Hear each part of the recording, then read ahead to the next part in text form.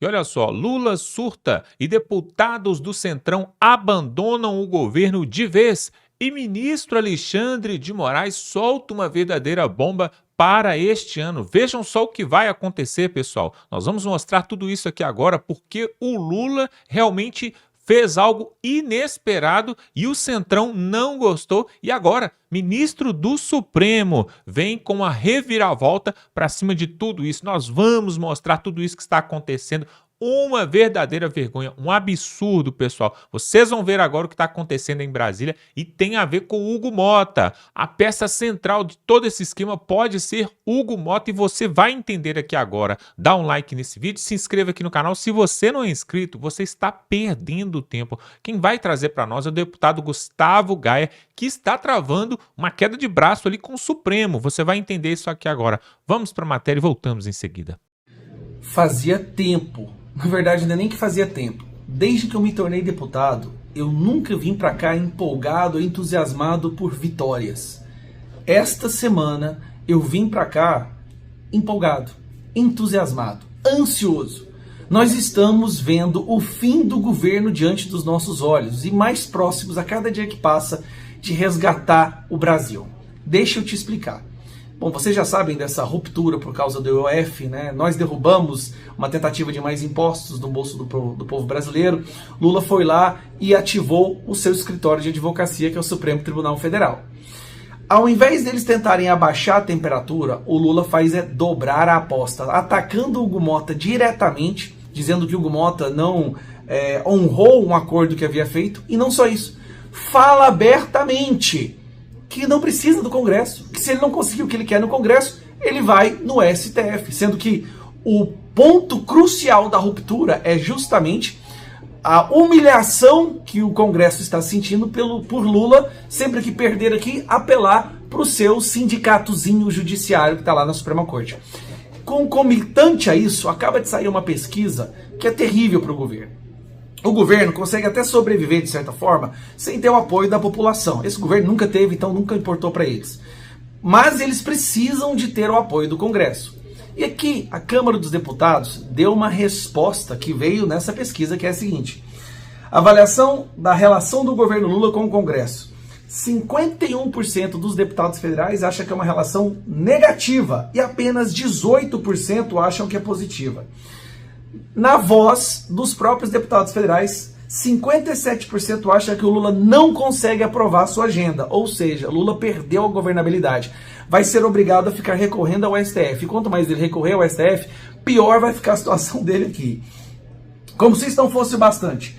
Razão das poucas votações importantes no Congresso. Desarticulação política do governo, ou seja, o Lula não consegue mais falar com o Congresso, e 33% acha que é um impasse sobre a anistia. Sim, nós estamos conseguindo parar o Congresso até que eles nos entreguem a anistia.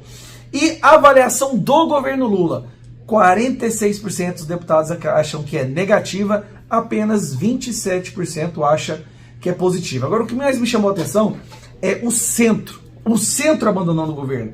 A política econômica do país está indo na direção errada para 65% dos deputados de centro. E aqui, em relação ao STF, como é que está a visão dos deputados federais em relação ao STF?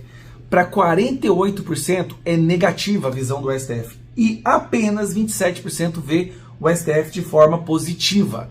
Olha só, saiu de 40 para 48 negativo e caiu de 37 para 34 para 27 o positivo. E o centro é o que teve o maior escalada, saiu de 29 negativo para 44. O centro é o que determina o que acontece aqui. E o centro está de saco cheio em relação às interferências do STF.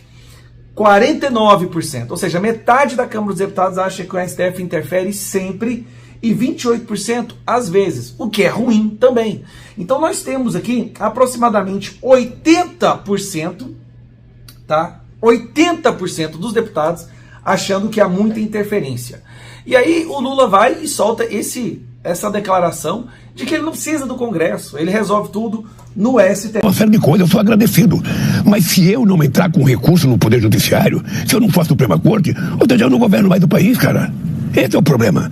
Cada macaco no seu galho. Para piorar, e aí que vem a situação, Os principais projetos que o Lula precisava aprovar para poder ter uma chance de reeleição, que seriam aprovados agora, não serão. O Lula, o Congresso, os ministérios não têm mais janela de comunicação aqui dentro da Câmara dos Deputados. O Alcolumbre pode até ser mais favorável ao Lula, mas aqui está tudo travado. Esse governo morreu. E essa percepção faz com que a maior parte dos deputados federais já reconhecem que o próximo presidente vai ser de direita, Bolsonaro ou quem o Bolsonaro indicar. O centro já viu isso, já percebeu. Então agora a perspectiva de poder é o que está determinando o caminho a ser tomado de agora em diante. Vemos aí uma chance de aprovarmos os nossos projetos antes mesmo do presidente de direita assumir, porque o centro já quer passar uma lição para o governo. E ainda vem uma ameaça. Estão dizendo que querem colocar o Nicolas na relatoria da CPMI. Isso é soltar uma bomba atômica no governo. Isso ia acabar de vez com qualquer possibilidade de diálogo. Cara, eles estão vindo com tudo. A única chance que eles têm agora é tentar convencer o Brasil de que eles defendem os pobres e o Congresso defende os ricos, o que aumenta ainda mais o antagonismo, a briga entre os dois poderes, eles de lá com o STF, nós de cá com os deputados, senadores e o povo. Eu tô ansioso para ver no que isso vai dar. Eu só sei de uma coisa, a única saída é a derrota desse governo. Ele tá derrotado antes mesmo do fim do mandato. Pois é, e diante dessa queda de braço entre o Congresso Nacional e Lula, olha só, agora o Supremo Tribunal quer interferir mais uma vez na democracia brasileira e o Lula apelou para o Supremo Tribunal, porque, segundo ele, alguém precisa fazer alguma coisa. Vejam só, agora uma entrevista que o Alexandre de Moraes deu ao sair ali em Portugal e ele falou algo que é, no mínimo, um absurdo. Confira aí a matéria, o pessoal da Rádio Auriverde vai trazer e olha só que disparate, confira. De quem? Alexandre de Moraes? É Alexandre de Moraes. Pedi para o Edson separar aí essa fala do ministro do STF, porque ontem, durante o encerramento de um seminário realizado na Universidade de Coimbra, o ministro Alexandre de Moraes, do Supremo Tribunal Federal, disse que o século XXI é do judiciário. Acompanhe. Na verdade, o ativismo pouco existe. Isso é algo que se faz, essa crítica, quando as pessoas discordam da decisão tomada pelo Poder Judiciário. O Poder Judiciário, ele é um ramo em que ele precisa de provocação para atuar. Uma vez que ele é provocado, ele deve decidir. Então, eu diria que as pessoas confundem, como eu disse aqui na palestra, as pessoas confundem ativismo com o regular exercício das competências constitucionais. A Constituição deu ao Poder Judiciário essa missão de decidir os conflitos uma vez provocado. Em sendo provocado, deve decidir. E confundem, às vezes, autocontenção com prevaricação e covardia. Ou seja, o judiciário, alguns defendem que o judiciário não deve implementar os direitos fundamentais que a Constituição exige, que a Constituição determina. Mas o judiciário brasileiro vem evoluindo ao longo desses mais de 30 anos, fazendo que a Constituição tenha sua validade e o meu foco sempre é esse, o fortalecimento das instituições. O Lula está fazendo escola, hein? Ô Pingo, por gentileza. Eu acabei de me lembrar do vídeo do Marcon, do Lula falando do baixa diminuição do imposto. Não, mas o Lula está fazendo escola, hein? Carrega o mesmo sentido, perdão. Na mesma linha, né? Inclusive de conduta. Porque ele fala sobre precisa ser provocado o judiciário, mas ele tem se autoprovocado, então. Né? Um ponto. Outra questão tratada por Alexandre de Moraes, ele falou Constituição, achei que essa palavra não frequentasse o vocabulário destes que estão rasgando a Constituição há tanto tempo. E quando o judiciário avança, por exemplo, quando ele fala de ativismo, assumindo de fato que é uma corte política, como já fez Barroso, olha, Olavo, certamente você deve ter pego outros pontos. Lula está fazendo escola, hein? Portugal encoraja as pessoas, né? Coloca elas à vontade para falar cada coisa, hein? Talvez seja o vinho português, né, que faz isso, né? Ou como o Silvio colocou os pastelzinhos de Belém, que será que tem nesse pastelzinho de Belém, né? Enfim, vamos lá. Não fala. Não, engoli o pastelzinho agora. Cuidado que você vai falar depois de engolir o pastelzinho. Perdão. Burp. amigo ouvinte. Ó, o judiciário, ele é reativo, ele precisa ser provocado. Estruturalmente, constitucionalmente. Entra com a ação, provoca o judiciário para que ele se manifeste. O judiciário, então, é reativo. Agora, pega comigo. Vamos pegar um detalhezinho aí que é muito gritante. Pera, se o judiciário, então, ele precisa ser provocado, como é que ele pode ser protagonista?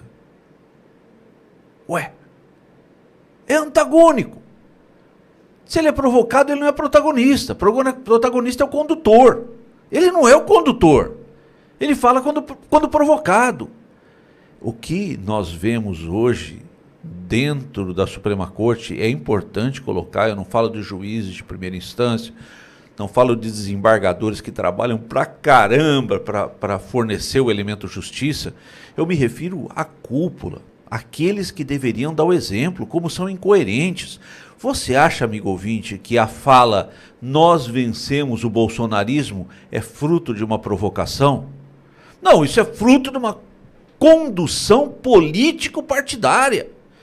Esse discurso que o ministro Alexandre de Moraes fez, ele é falacioso. Quando você ouve esse discurso, quando se ouve esse discurso sem uma visão crítica, ele parece aceitável. Mas ele não cai, ele não subsiste, ele cai no segundo raciocínio.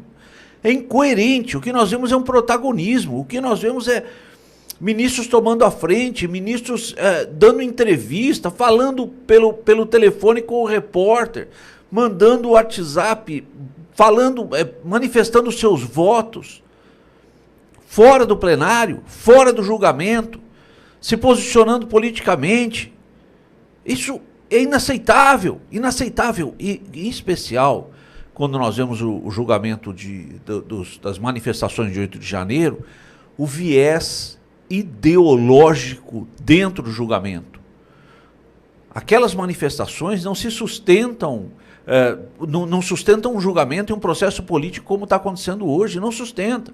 Isso é o antagonismo da provocação, é o ativismo. Agora, amigo ouvinte, quem tem poder para segurar o STF, para disciplinar o STF? O Senado, que é o presidente do Senado é um frouxo, um banana. Um entregue. Né? Silvio, diante da fala do Alexandre de Moraes, que é o século do judiciário, talvez a década, né, onde eles realmente avançaram, a década do judiciário, aí ele tem razão, porque eles não param de crescer, não param de avançar, inclusive sobre os demais poderes, rasgando a Constituição. Mas, ao mesmo tempo, depois de tudo isso que ele disse, né, eu realmente concluo que Lula está fazendo escola, viu, Silvio? Faz todo sentido, Pitoli. 2 pontos que eu acho interessante. Primeiro, não existe década nem século do judiciário, porque o poder judiciário é o único no nosso sistema de república, da forma como o país a concebeu, que não tem voto. Os ministros do Supremo Tribunal Federal são colocados naquela cadeira, a toga é recebida porque um presidente da República o indicou e porque eles passam por um chá de comadres, também conhecido como sabatina no Senado.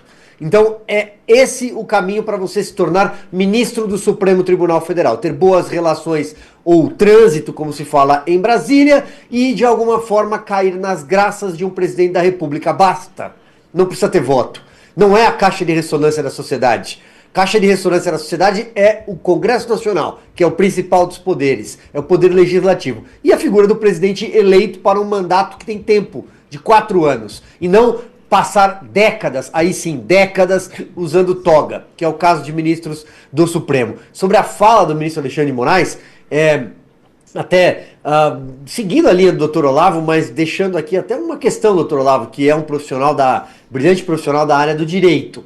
O poder judiciário a que ele se refere, que ele diz é preciso ser provocado, não é o Supremo Tribunal Federal. São as outras e demais instâncias do judiciário brasileiro que aí sim agem por provocação, especialmente da figura do Ministério Público. Mas o papel do parquê, o papel do Procurador-Geral da República, a provocação que caberia ao Ministério Público, ela não existe na última Corte Recursal do Brasil, porque simplesmente eles inverteram e criaram um ordenamento jurídico próprio. Eles atuam diante de um ordenamento jurídico que num atropelo completo.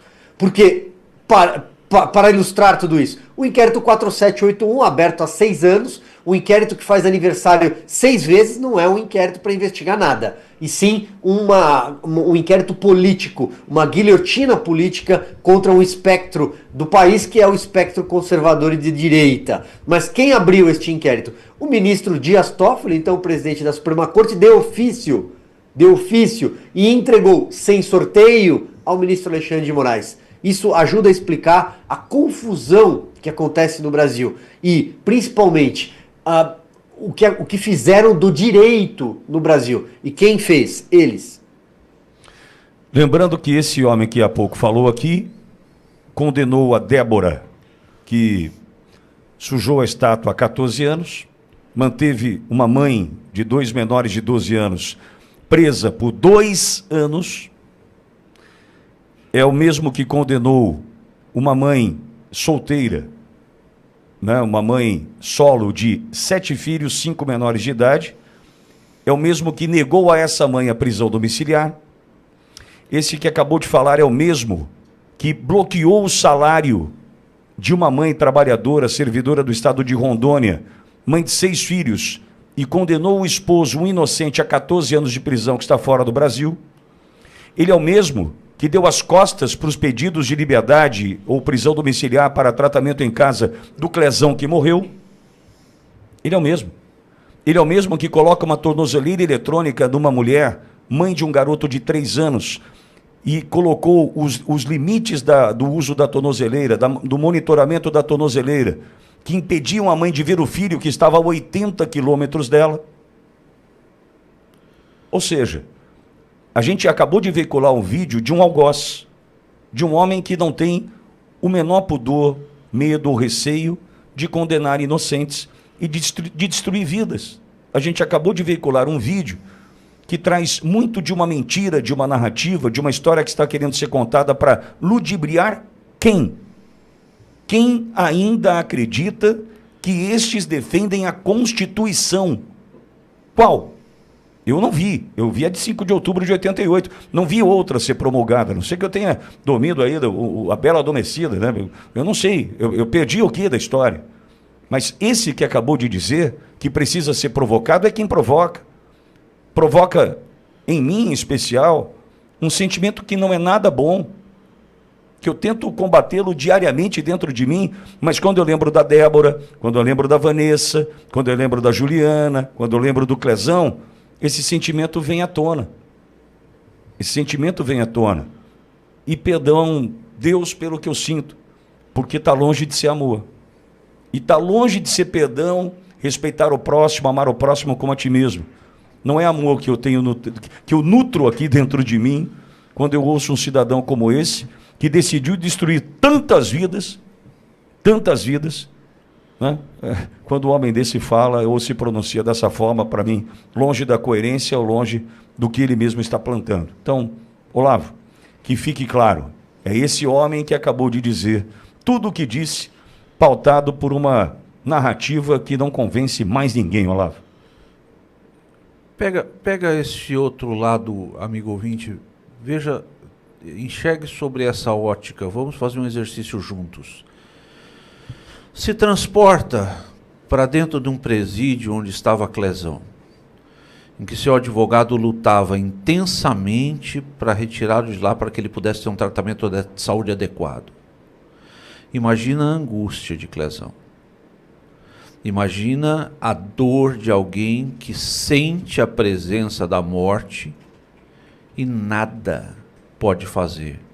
Imagina a dor da mãe, imagina a dor da esposa, imagina a dor dos filhos que sabem que o pai definha, pleiteiam na justiça, mas ele é mantido ali como quem é mantido para morrer. Não quero amplificar a dor de ninguém, mas eu peço, amigo ouvinte, para que você tenha empatia com essa dor. E por outro lado, agora se transporta para o gabinete.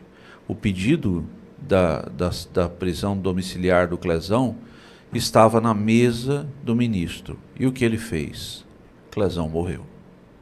Silvio, a gente não pode negar, é com esse homem que a gente está tratando, né? E é difícil, Vitória. Às vezes eu tenho dificuldade até para comentar quando a gente parte para essa seara, que é uma seara que talvez envolveria sentimentos, compaixão, misericórdia e pessoas desprovidas desse tipo de sensibilidade. Eu acho que, claro, nós falamos todos os programas, Auriverde diariamente, incansavelmente, sobre a perseguição política contra a direita no Brasil, contra o presidente Jair Bolsonaro especialmente e seus aliados. Mas também há aquelas pessoas que, para esses ministros, ou para este ministro especialmente, Alexandre de Moraes, são anônimas. Estão atrás de grades, estão longe das suas casas, estão com uma tornozeleira eletrônica que as impede de circular e por aí vai, ou passaram por transtorno psicológico absurdo e são incapazes de retomar a própria vida há muito tempo, desde aquele janeiro de 2023, aquele dia 8 que terminou de um jeito que ninguém gostaria. É sobre essas pessoas o que mais dói, assim, aquilo que mais machuca.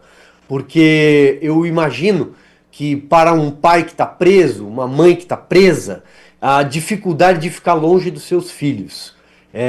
Eu não consigo ficar um dia longe da minha filha. Então, eu imagino que o ministro Alexandre de Moraes, quando fala o que fala, falta alguma coisa ali. Eu acho que é falta de compaixão, de misericórdia, talvez me arrisco a dizer de Deus no coração. Pois é, pessoal, realmente parece que as coisas em Brasília estão dando muito errado para o Lula, porque o Centrão agora está parecendo que está tendendo para o lado da direita. E o Hugo Mota está fazendo jogo duro com o judiciário e também com o executivo. E aí o Lula não tem a quem recorrer e nós sabemos que quem colocou o Lula ali na presidência foi justamente o STF e seus ministros. Aliás, isso não é mentira, isso não é nenhuma fake news e isso não é notícia para ninguém porque eles próprios falaram, se não fosse o STF, que o Lula não estaria ali. Barroso falou isso, Gilmar Mendes, já deixaram bastante claro. Então o que acontece? O Centrão agora, que é o lado dele, que é a vez dele, parece que Hugo Mota e companhia já estão entendendo que para 2026 esse desgoverno não vai se sustentar. E aí, agora eles estão fazendo uma queda de braço. Mas o Lula, pessoal, ele sai de uma viagem e entra na outra. Ele foi para a China, voltou, foi para o Oriente Médio, voltou, foi para o Canadá no G7, voltou, agora está na Argentina. É o presidente viajando Lula da Silva, junto com a sua esposa, né? Que a cada uma dessas paradinhas que ele dá num país, faz as suas comprinhas passando o cartão aí, né? O cartão público que você paga e que eu pago, né? Um cartão que pode dar aí milhões de limite aí para esbanjar pelo mundo afora. Uma verdadeira pouca vergonha. Na época do Jair Bolsonaro, a Michelle fazia suas compras com dinheiro próprio. Eles não usavam o cartão corporativo, não usavam dinheiro público, ficavam em instalações simples e não em hotéis 5 estrelas. E aí, pessoal, quando o Lula não tem a quem recorrer, que no caso é o Congresso, ele recorre então ao STF. E aí o Moraes vem falando agora que século XIX foi do Congresso, século XVIII, século XX foi do Executivo e agora é do Judiciário. Como assim?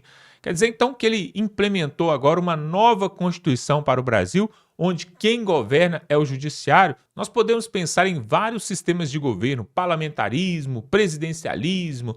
Agora, a verdade é que o judiciário não governa um país. Isso não existe, pessoal. O Dias Toffoli, inclusive, falou isso outro dia, concordando com o Alexandre de Moraes, mais um absurdo. Ele falou assim que o judiciário é o poder moderador do Brasil, entre os 3 poderes.